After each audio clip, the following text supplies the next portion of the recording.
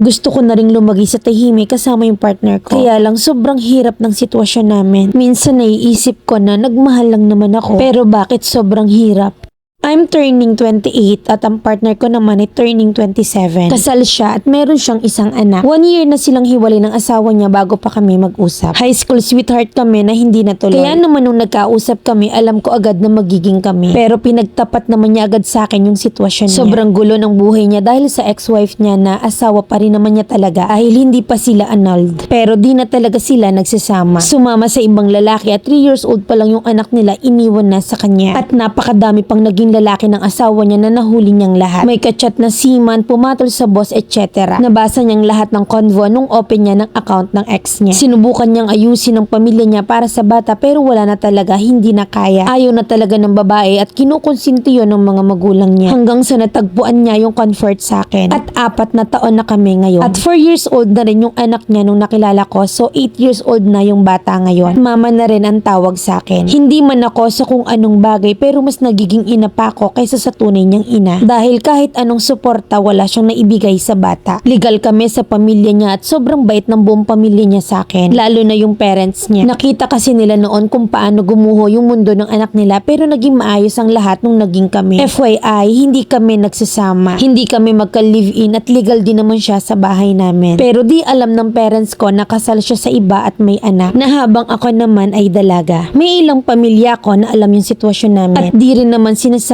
sa iba. Sinabi namin noon sa nanay ko pero syempre nagalit natural. Pinaghihiwalay niya kami at wag na wag ko raw sasabihin na kahit kanino lalo na sa tatay ko at sa mga kapatid ko na nakakahiya raw ako ano na lang daw yung sasabihin ng ibang tao. Sobrang down ako. Pero pinaglaban ko pa rin ang relasyon namin. Natanggap din naman ng nanay ko dahil nakikita niya kung gaano kabuti yung partner ko. Pero alam ko sa isang banda na kinakahiya niya ako. Ramdam ko yon sa mga trato niya sa amin ng partner ko kapag nasa bahay kami. Pero hanggang ngayon ay iniisip pa rin namin yung sinabi niya na wag ipaalam sa tatay ko at mga kapatid ko. Kaya pinag-abroad ko yung partner ko para makaipon kami agad. Pero wala pa rin kaming naipon hanggang ngayon dahil kulang talaga. Ako naman hirap na hirap makapasok sa government para sana isang loan ko na lang. Kahit na mabaon na ako sa utang, maayos lang namin yung problema. Ang concern ko lang ay may sakit sa puso yung tatay ko. Yung nanay ko naman ay may maintenance na rin sa high blood at diabetes. Sobrang tagal at gusto ko nang aminin sa kanilang lahat dahil yung anak namin or yung anak niya ay gustong gusto ko nang isama sa bahay para sana makalaro yung iba ko pang pamangkin na bata rin. Makasama siya sa mga outing namin at kung ano-ano pang events sa family namin. Hiyang-hiya na rin ako sa parents ng partner ko dahil laging hanggang gate lang ng bahay namin yung sasakyan nila. Ni hindi ko ma-invite sa loob ng bahay dahil sila yung guardian ng anak ng partner ko. At laging sila yung kasama ng bata. Sa tuwing dumadalaw ako sa bahay nila at ihahatid naman nila ako pa uwi. Gustong-gustong sumama sa akin ng bata sa loob ng bahay namin pero hindi ko magawa. Sobrang mahal na mahal ko yung instant pamilyang nabuo ko. Pero mahal ko rin yung pamilyang kinagisnan ko at nagmahal at nag-aruga sa akin. Gusto ko nang sabihin yung tungkol sa tunay na sitwasyon namin pero iniisip ko yung parents ko. Lalo na yung tatay ko. Wala kaming inagrabyadong tao, wala akong sinirang pamilya na nakakahiyamang sabihin na kabit ako pero hindi naman talaga ako kabit. Pero kahit anong gawin ko hanggat hindi sila annulled, mananatili yon na karugtong ng pangalan ko. Ilang panahon pa kaya yung hihintayin ko para maipakilala ko yung anak ko sa pamilya ko. Gusto ko na ring lumagay sa tahimik kasama yung partner ko pag uwi niya. Kaya lang sobrang hirap ng sitwasyon namin. Minsan naiisip ko na nagmahal lang naman ako pero bakit sobrang hirap? Mamilan ipagtatapat ko na ba pag uwi ng partner ko this year? Or wait na lang muna kami ng annulment? Kaso baka matanda na yung bata nun or worse na hindi na maabutan ng parents ko. Hindi naman natin alam kung anong mangyayari sa buhay ng tao kaya eto hirap na hirap ako ngayon. Kaya sana may divorce dito sa Pinas. Ibigay sa taong totoong nangangailangan. Mamilan kung ikaw ba yung nasa sitwasyon ko, ano yung gagawin nyo? Thank you so much at sana'y mapili mo tong basahin. Letter sender,